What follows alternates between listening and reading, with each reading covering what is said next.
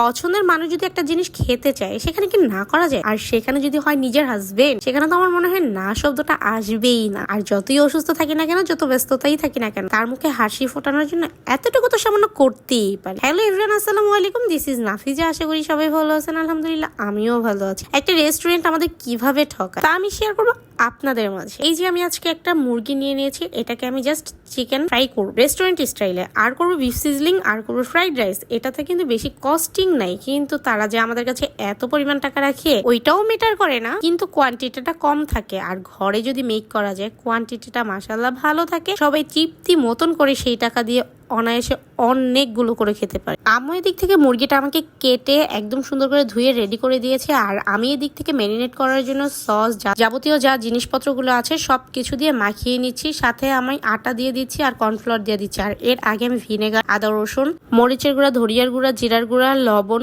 ডিম এগুলো হচ্ছে এক্সট্রা দিয়ে নিয়েছি, এন্ড সাথে একটু বেকিং সোডা দিয়ে নিয়েছি। দেওয়ার পর এটা ম্যারিনেট করে রেখে দিয়েছি। এদিক থেকে দেখতেছি ওরা কি করতেছে। ওরা দুই বোন যথেষ্ট দুষ্টুমি করছে।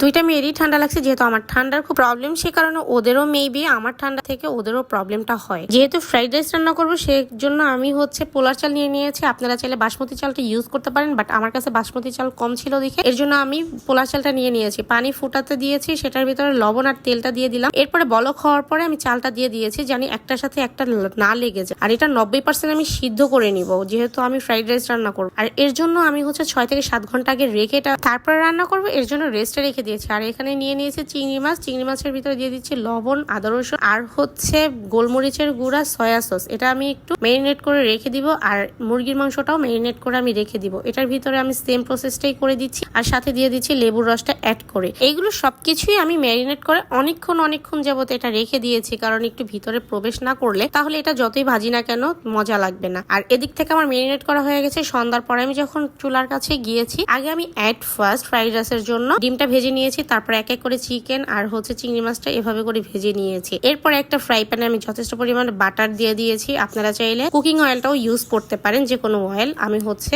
বাটার ইউজ করেছি সম্পূর্ণ। দিয়ে দিয়েছি রসুন কুচি আর পেঁয়াজ পাতাটা অ্যাড করেছি। আপনারা চাইলে পেঁয়াজ অ্যাড করতে পারেন। আমি 3 রকমের ক্যাপসিকাম দিয়ে দিয়েছি, আর দিয়ে দিব বরবটি, আর দিয়ে দিব গাজর। এটা সুন্দর করে আমি একটু ভেজে নিব, হালকা ভাজা দিব, বেশি ভাজা দিব না। পরিমাণ মতন লবণ দিয়ে দিব। এরপর দিয়ে দিব বাঁধাকপি কুচি, দিয়ে একসাথে নাড়াচাড়া করে নিব। এন্ড নাড়াচাড়া করার পরে চিকেন, চিংড়ি মাছ এন্ড ডিমগুলি একসাথে দিয়ে হালকা করে ভাজা করে নিয়ে নিব। একদম বেশি ভাজা করব না, যাতে সবজিগুলি মথে না যায়। তাই আমি সবজিগুলো আস্তে আস্তে থাকতে আমি ওই মুহূর্তে পোলার চালটা অ্যাড করে সুন্দর মতো নাড়াচাড়া দিয়ে নিচ্ছি। উপরে দিয়ে দিচ্ছি সয়া সস। আমার ঘরে যেহেতু ডার্ক সয়া সসটা ছিল না, লাইটটা ছিল, লাইটটা দিয়ে দিয়েছি। আপনারা ডার্কটা চাইলে ডার্কটা দিলে আর একটু কালারটা ভালো আসবে। এরপর পেঁয়াজ পাতাটা দিয়ে আমার ফ্রাইড রাইস হয়ে গিয়েছে, উঠেই নিয়েছে। আর এদিক থেকে বিফ সিজলিং এর জন্য একটি কড়াইতে আমি 1 কেজি পরিমাণ গরুর মাংস নিয়েছি, হাড় ছাড়া। দিয়ে দিচ্ছি মরিচের গুঁড়া, লবণ আর আদা রসুন পেস্ট। এরপরে 1 কাপ পরিমাণ পানি দিয়ে এটাকে আমি সিদ্ধ বসিয়ে দিব ঢাকনা দিয়ে। এরপরে সিদ্ধ যখন হয়ে যাবে তখন উঠিয়ে নিব। এর ভিতরে তেল দিয়ে দিব, তেল দিয়ে রসুন কুচি দিয়ে দিব, আর সাথে দিয়ে দিব পেঁয়াজ কুচি, ক্যাপসিকাম আর গাজর দিয়ে কিছু হালকা নাড়াচাড়া করে তারপরে এটার ভিতরে আমি গরুর মাংসটা অ্যাড করে দিব। এন্ড হালকা নাড়াচাড়া করে তার ভিতরে আমি একটু দিয়ে দিচ্ছি সয়া সস, একটু টমেটো সস, এন্ড অবশ্যই একটু চিনি দিতে হবে। আর দিয়ে দিচ্ছি টেস্টিং সল্ট। আপনারা চাইলে টেস্টিং সল্টটা অ্যাভয়েড করতে পারেন, আমি হালকা একটু দিয়ে দিয়েছি। আর হালকা পরিমাণ পানি দিয়ে দিয়েছি, এটা সিদ্ধ হওয়ার জন্য হালকা। এরপরে কর্নফ্লাওয়ার গুলিয়ে রাখা কর্নফ্লাওয়ারটা দিয়ে দিয়েছি।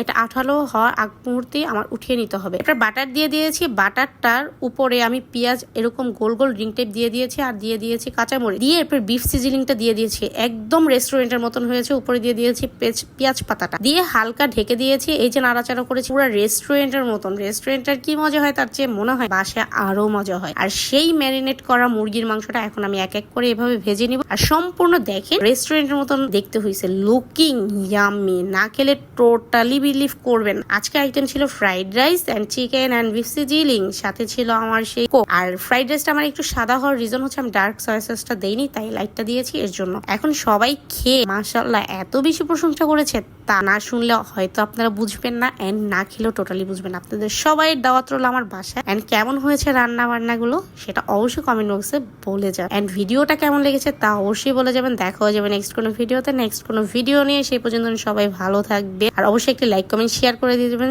সাথে পাশাপাশি একটা ফলো দিয়ে যাবেন। আল্লাহ হাফেজ।